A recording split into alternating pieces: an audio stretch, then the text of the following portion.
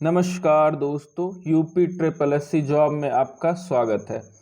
दोस्तों, मैं forest guard के लिए इस चैनल पे बहुत ही सीरियस तैयारी करा रहा हूँ और आज हम लोग जीके को कैसे पढ़ें और उसमें कैसे अच्छा स्कोर करें, इस पे हम लोग चर्चा करेंगे।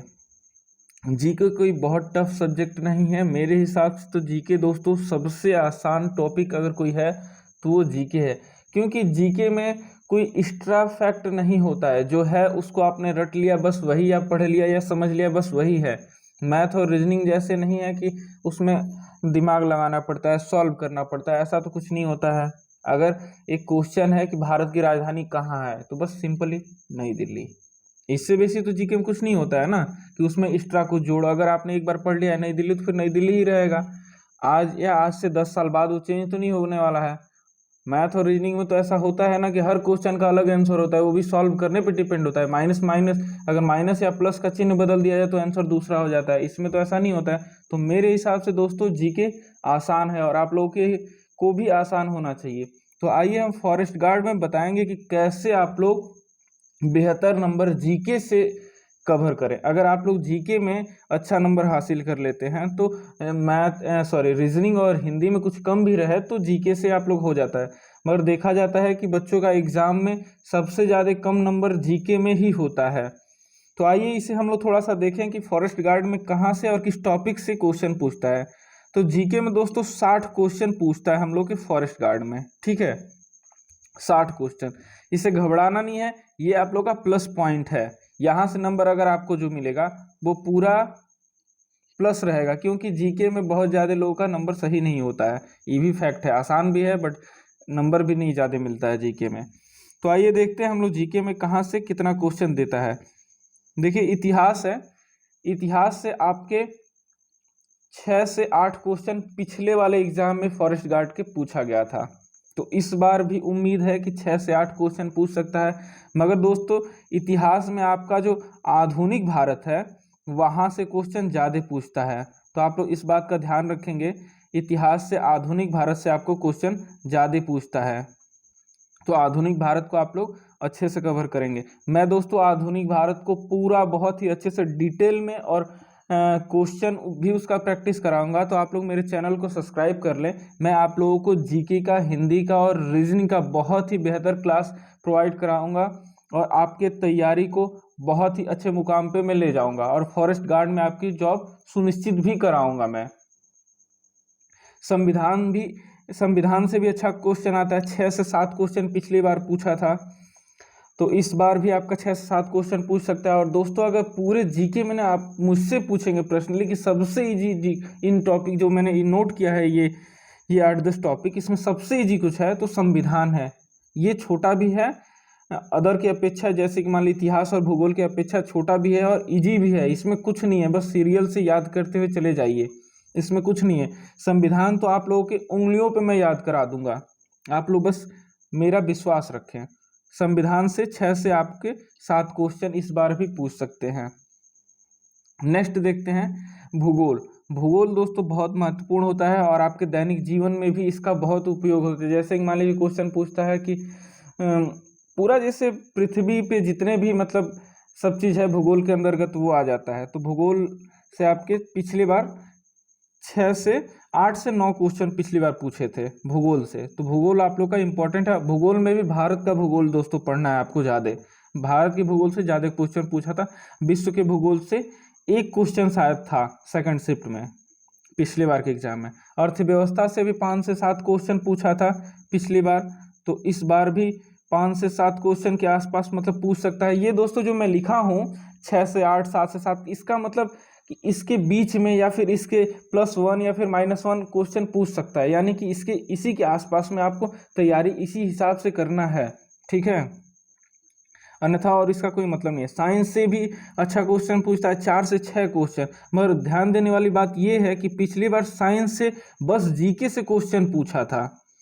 जीव विज्ञान से क्वेश्चन पूछा। जीव विज्ञान से 4 क्वेश्चन पिछली बार पूछा था फर्स्ट शिफ्ट में। और रसायन विज्ञान और भौतिक विज्ञान से एक भी क्वेश्चन नहीं पूछा था। और 4 क्वेश्चन या 5 क्वेश्चन सेकंड शिफ्ट में भी जीव विज्ञान से ही पूछा था। एक क्वेश्चन भौतिक विज्ञान से पूछा था। तो आप लोग जीव विज्ञान को आप लोग को ज़्यादा पढ़ना है। विज्ञान में कंप्यूटर से 5 क्वेश्चन फिक्स आते हैं हर बार, इस बार भी 5 क्वेश्चन आपके आएंगे। खेल से दोस्तों 4 से 5 क्वेश्चन आ जाते हैं, 2 से 5 क्वेश्चन के बीच में आ सकते हैं। तो यानी आप लोग को खेल को भी बढ़िया से पढ़ना है, और मेरे चैनल द्वारा सभी के डिटेल में वीडियो आप लोग को प्रोवाइड किया जाएगा, और उसका बहुत ढेर सारा क्वेश्चन भी प्रैक्टिस कराऊंगा मैं।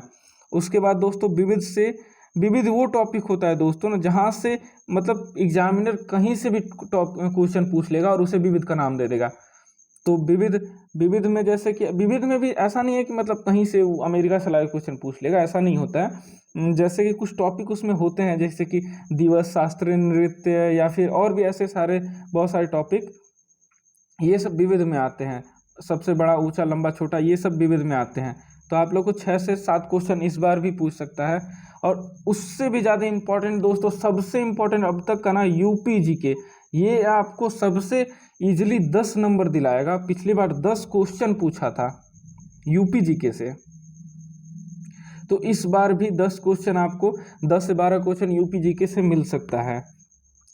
और उसके बाद आप देखेंगे करंट अफेयर। तो करंट अफेयर से पिछली बार 5 से 6 क्वेश्चन पूछा था, तो इस बार थोड़ा सा करंट ज़्यादा पूछने का चांस है, क्योंकि अभी थोड़ा सा करंट अफेयर का ट्रेंड बढ़ गया है। और करंट से रिलेटेड जीके को आप लोग को बहुत ध्यान में देना है। जैसे कि मान लीजिए अभी फ़िलहाल में कुछ, मान लीजिए सपोज दैट बांग्लादेश में कुछ हुआ है, तो बांग्लादेश से रिलेटेड जीके पूछ, जैसे अफगानिस्तान में भी जैसे तख्ता पलट हुआ है, ठीक है, तो अफगानिस्तान से पूछ सकता है कि अफगानिस्तान का मुद्रा क्या है, वहाँ की राजधानी क्या है, तो उससे रिलेटेड जीके भी पूछ सकता है।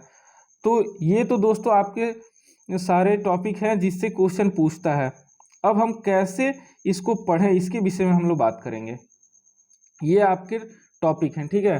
तो अब इसको कैसे हम लोग 50+ का, जो मेरा थंबनेल में आप लोग देखा होगा कि 50+ टारगेट कैसे हम लोग अचीव करें, इस पे हम लोग बात करेंगे। तो देखिए, अगर आपको 50+ नहीं, 50+, मैं ऐसे आप लोग को नहीं बोल रहा हूँ, 50+ वो कर सकते हैं जो जिनका जीके में इंटरेस्ट है, ठीक है, वो सब नहीं कर सकते हैं, ये रियल फैक्ट है। जीके आसान नहीं होता है दोस्तों, जीके में मन लगाना पड़ता है। तब अगर आपको इंटरेस्ट जीके में आ गया, फिर आपके लिए सबसे इजी सब्जेक्ट जीके है। जैसे कि मुझे सबसे, अगर इजी आप पूछेंगे ना, मेरा इजी सबसे सब्जेक्ट क्या है, मेरा मैथ भी स्ट्रांग है, रीजनिंग भी स्ट्रांग है, हिंदी भी स्ट्रांग है, बट मेरा फेवरेट टॉपिक जीके है। मुझे जीके अच्छा लगता है, क्यों? क्योंकि मुझे जीके में इंटरेस्ट है। अब देखिए, मैं काम की बात करता हूँ, फालतू नहीं। काम की बात ये है कि अगर आपको अब इसमें पास कैसे करना है, कम से कम पास का मतलब कि 35-40 नंबर तो होने चाहिए ना, मतलब समझ लीजिए कि 35 नंबर प्लस होने चाहिए आपके, तब जाके एग्जाम में आपका अच्छा खासा नंबर आएगा, 150+। तो आप देखिए यहाँ से, ये देखिए 2-3 टॉपिक यहाँ से आप ऊपर से ले लीजिए, ठीक है। इतिहास, संविधान, भूगोल, यहाँ से कम आपका 20 क्वेश्चन आ जाएगा, ठीक है। अर्थव्यवस्था भी आप ले लीजिए इसी में, जैसे अर्थव्यवस्था तक आप यहाँ ले लीजिए, ठीक ना। तो ये कम से कम 20-25 क्वेश्चन यहाँ से आ जाएगा आपका, ठीक।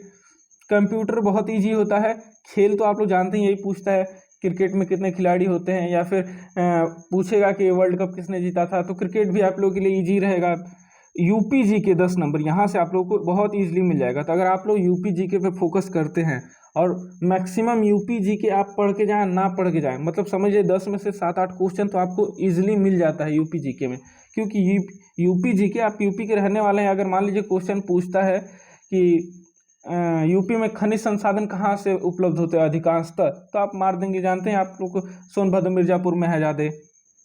या फिर और भी जैसे पूछेगा कि सबसे ज़्यादा जनसंख्या कहाँ, किस जिले की है, सर्वाधिक लिंगानुपात किस जिले की, यही सब क्वेश्चन पूछता है, और अन्यथा कुछ ज़्यादा नहीं पूछता है, ठीक है। या फिर प्रसिद्ध मंदिर ये कहाँ का है, ऐसे ही कुछ यूपी जीके से पूछता है। और करंट तो आप लोग को डेली बेसिस पे आप लोग न्यूज़पेपर या फिर जिस के माध्यम, पत्रिका के माध्यम से आप लोग करंट अफेयर देखते रहें। तो ये तो रहा दोस्तों आप लोग का जीके का रणनीति। अब मैं क्या करने वाला हूँ इसमें, ये तो आप लोग के लिए था। अब मैं इसमें आप लोगों को क्या करूँगा, मैं दोस्तों डेली आप लोगों को पर डे, अब आप लोग कमेंट में बताएंगे कि मैं आप लोगों को जीके डिटेल में पढ़ाना स्टार्ट करूं या फिर क्वेश्चन वाइज स्टार्ट करूं। आप लोग जैसे बोलेंगे मैं वैसे स्टार्ट करूंगा, ठीक है।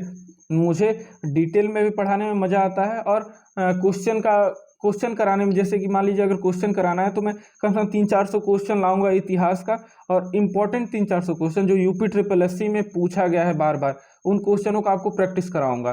फिर उसके बाद संविधान का 300-400 क्वेश्चन लाऊंगा और आपको प्रैक्टिस कराऊंगा।